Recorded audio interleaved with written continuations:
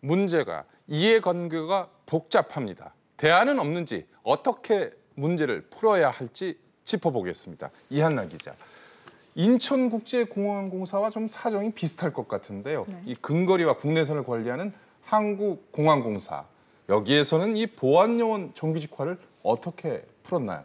네, 한국공항공사는 자회사의 정규직 채용으로 고용 문제를 풀었는데요. 네. 지난 2018년 생명과 안전이 직결되는 소방과 폭발물 처리반 이 두 개 분야만 공사가 직접 고용하고요. 네. 보안검색요원을 포함한 나머지 협력업체 직원 4천여 명은 자회사 소속 정규직으로 전환하기로 했습니다. 그랬군요. 이에 따라 올해 1월부터 보안검색요원과 경비보안요원 약 1,700명은 한국공항공사의 이 자회사인 항공보안 파트너스 소속 정규직으로 전환됐습니다.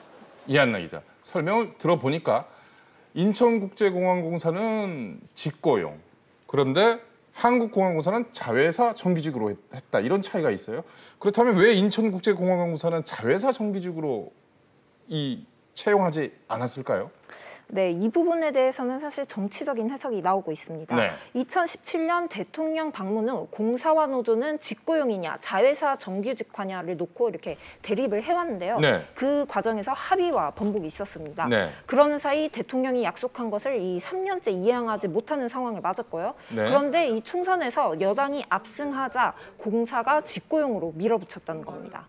근데 여태껏 공공 부분의 정규직은 대부분이 자회사 서지 형식으로 갔었어요. 대부분이. 이번에만 특별히 이제 직고용 체제로 가는 거예요. 제일 먼저 갔거든. 그래서 되게 상징성이 크단 말이야. 이게 빨리 해결이 안 되면 체면이 뭐냐. 그런 차원에서 좀 청와대나 이쪽에서 좀 서둘렀던 것 같고, 정규직 노조가 반발하는 이유가 있었군요.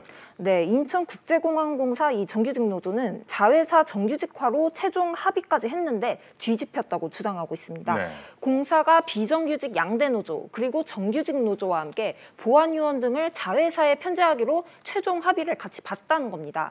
근데 갑자기 인천공항공사가 6월 21일 일요일 밤 10시에 언론을 통해 졸속으로 청원경찰 형태로 게다가 직고용을 발표해 황당하다는 입장입니다. 정규직 노조 측 이야기 들어보시죠. 우리 정규직 노조는 비정규직의 정규직 전환을 대찬성을 합니다. 그 이유는 뭐냐면 2년 반 동안 모든 갈등과 반목을 겪으면서 서로 간의 공감대를 이루었습니다. 그러나 그 과정과 결과가 공정해야 된다. 그 부분에 있어서 우리 임직원들은 요구를 하고 있는 것입니다. 정광윤 기자, 다른 사례도 좀 짚어볼까요? 한국도로공사 상당히 논란이 있었는데 이 경우에는 정규직화 어떤 방식으로 됐나요? 한국도로공사는 지난 2017년부터 톨게이트 수납원의 정규직 전환을 두고 갈등을 빚어왔는데요. 네. 자회사 고용 방식에 반발한 수납원들이 해고당하면서 법원 소송까지 갔었습니다. 네. 6,500여 명의 수납원 가운데 법원 판결이 난 1,400명은 직접 고용됐고 네. 나머지는 자회사 고용 상태인데요. 네.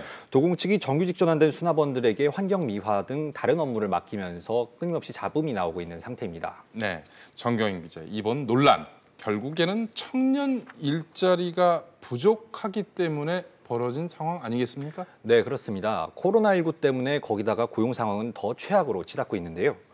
지난 5월 취업자는 1년 전보다 39만 명 이상 줄면서 석 달 연속 감소했습니다.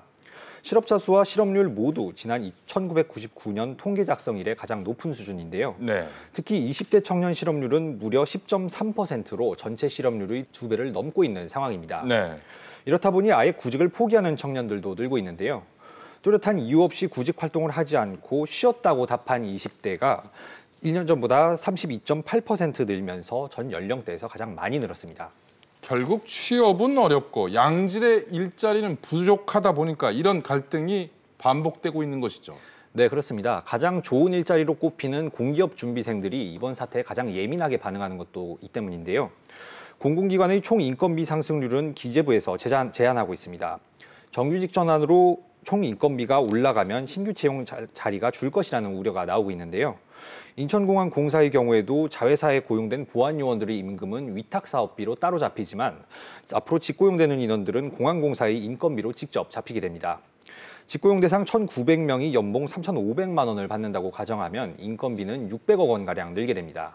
네, 정 기자, 실제 청년들이 원하는 대기업 정규직은 전체의 10%밖에 안 되는 게 우리 경제 현실이라고요. 네, 그렇습니다. 지난 2017년 기준으로 대기업 정규직 숫자는 전체 근로자 가운데 10명 중 1명꼴에 불과한데요. 나머지 90% 비정규직 중소기업 근로자보다는 임금이 1.8배나 높고 근속 연수는 2.3배에 더 길었습니다. 그만큼 노동시장의 이중 구조가 심각하다는 건데요. 비정규직이 정규직이 될 수 있는 문도 좁습니다. 임시직이 3년 뒤 정규직으로 전환하는 비율을 보면 우리나라는 22%로 OECD 조사 대상 16개국 가운데 꼴찌였습니다. OECD 평균인 54%를 크게 밑도는 건데요. 비정규직으로 시작한 노동자 10명 중 8명은 3년이 지나도 여전히 비정규직이라는 겁니다. 역설적으로 인국공 사태로 불거진 우리나라 정규직화 문제가 그만큼 풀기 어려운 문제라는 점도 분명해 보입니다.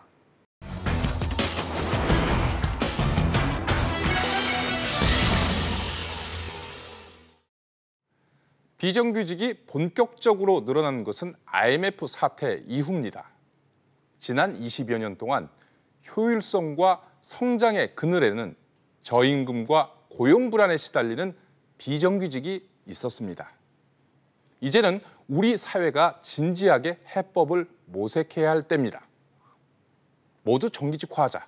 그러면 다 함께 망하자는 거냐? 이런 식의 전면적 해결이나 무조건적 반발은 해법이 될 수 없습니다. 가장 필요한 것은 사회적 공감대입니다. 그리고 해결 과정이 공정하게 진행되어야 합니다. 그러기 위해서는 기준과 절차가 있어야 합니다. 이번 인국공 사태가 갈등과 반목의 결과가 아니라 해법을 찾는 계기가 됐으면 합니다.